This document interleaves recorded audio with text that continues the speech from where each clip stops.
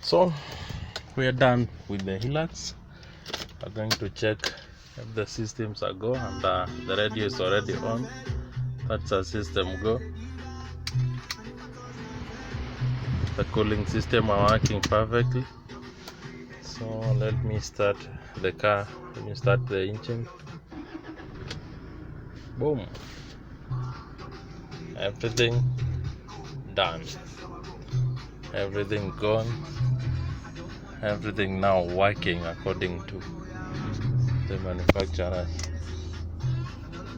That's how the Hilux should be, without any fuse box or any wiring problem. No error on the dashboard.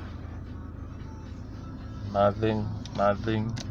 Just the lights and the radio.